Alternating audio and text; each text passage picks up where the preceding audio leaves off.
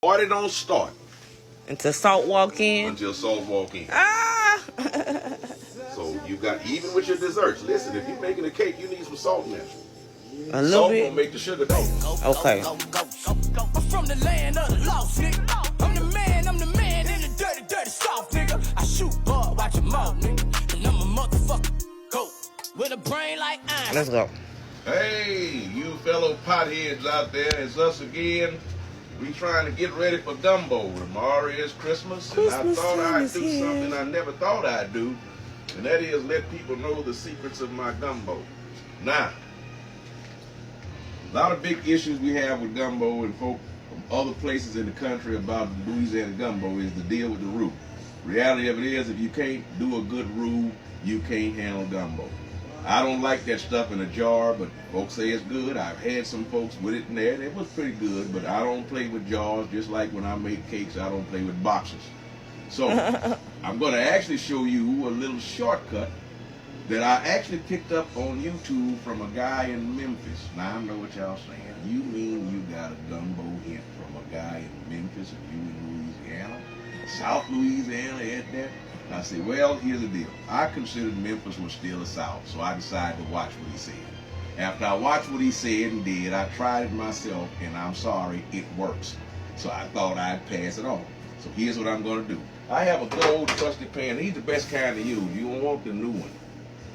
You want one that's been tried and tested in the cooking. It's got a little stuff on there where, you know, you just never wash it out and all that, so it's going to help you with some flavor in this flour. So that's the kind I got right here. You see what I'm saying? And what I'm going to do is I'm going to make a big, giant pot. You'll see it when I'm actually using the pot later. So because that, I need a lot of roux because I like a thick gumbo. I don't like the watered down soup version. I like some hardiness to my stock. So here's what I'm going to do. I'm going to take 2 cups. This is a 1 cup measuring cup. It could be heaping like that. I'm going to take 2 cups of flour and I'm going to spread it out. That's 1 cup. That's 2 cups. And I'm going to put this flour to the side over yonder. And watch this. I'm going to spread it out.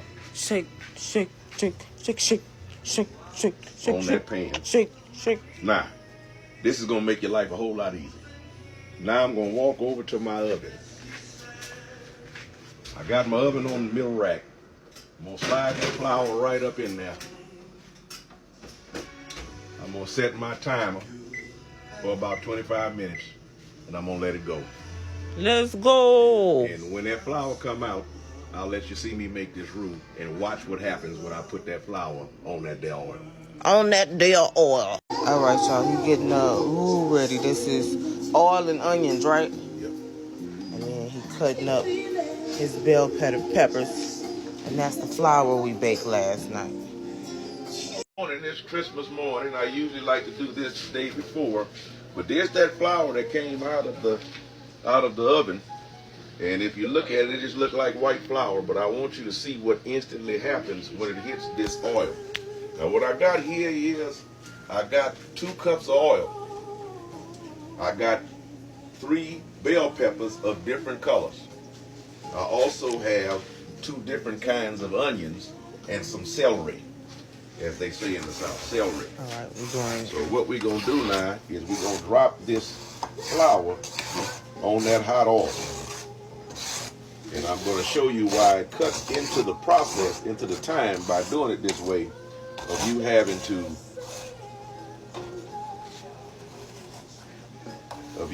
to stand at the stove so long stirring the roux.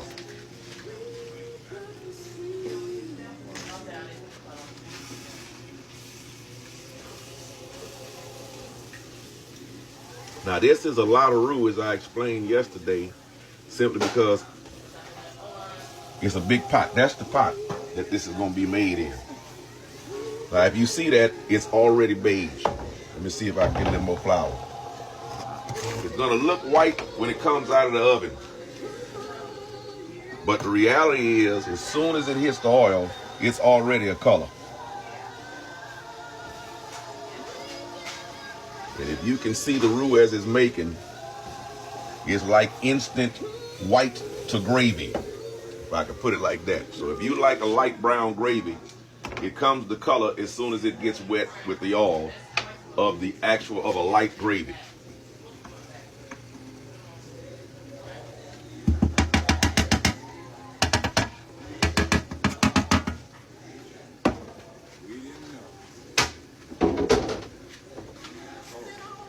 Now the reason this is so helpful for me is some people likes a roux that color.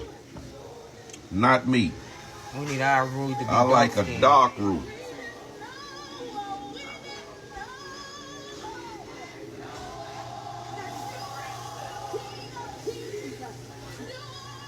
Now, if you burn your roux, now this will save you from burning it because you don't have to stand so long. Okay. Not only that, my fire isn't very high. As a result of it, I've got a medium fire because I'm already starting at a brown color. There it is. You can see it clearly now.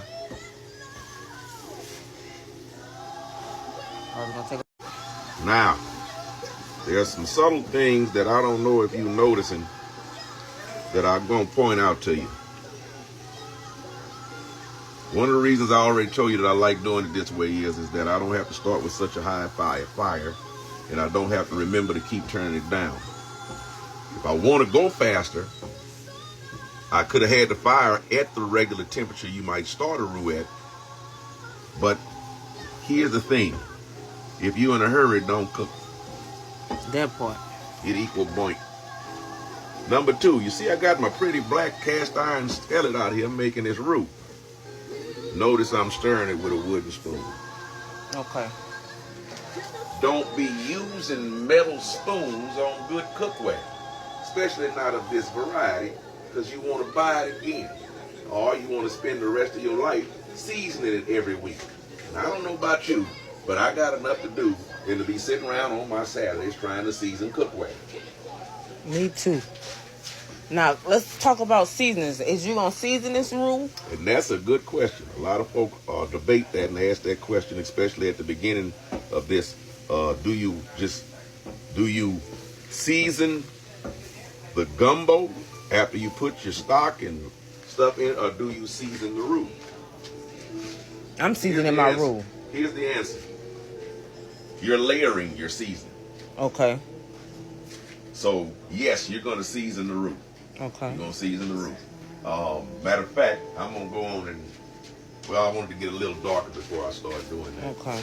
Because it's going to change the color artificially. But I'm going to start adding salt and pepper just a little bit. Listen to me good. Just a little bit. Little salt, little pepper, here and there. Matter of fact, I'm going to measure it. I got my fine spoon out. The salted spoon. And I wish you were here because you're going to notice something. You would have noticed something that happens when I put this salt in there. So, it smells one way now. That's a lot of salt. That's 2 tablespoons of salt. But that's going to be a big pot of gumbo. Well, some more is going to have to go in there. Because I got a lot of seafood that has to go in here. And I got okra that's got to go in here. And all of those are going to be salt eaters. Okay. So I got a little salt. Now, if you were here, that first little stirring right there changed the whole scent of the pot. The room now smells different just because I added salt. Salt is that stuff that tastes nasty when it's not in there. You know when salt missing, my boy. So here's the deal. You need salt in everything. You need salt in everything because salt makes the rest of the flavors in the pot dance. It's salt. They gonna stay on the wall until salt. The party don't start. Until salt walk in? Until salt walk in. Ah! So you got, even with your desserts, listen, if you're making a cake, you need some salt in there. A little Salt bit? gonna make the sugar dance. Okay. I don't never put salt in my desserts. I had a bad habit of forgetting to add salt in my desserts, especially those when I had butter. I actually started just buying the salted butter. Now, a lot of folks want you to control the amount of sodium. Not you. So use unsalted butter, they say. You'll be a lot of bakers saying that. No, not me, because I refuse to die healthy. Me too. So I go on and get the salted butter, and that's a step I don't have to remember. Salt is already in there. My desserts are delicious. Bury me inside a Krispy Kreme stove. Bury me in a Krispy Kreme coffee. Amen. So any coffee makers that are out there,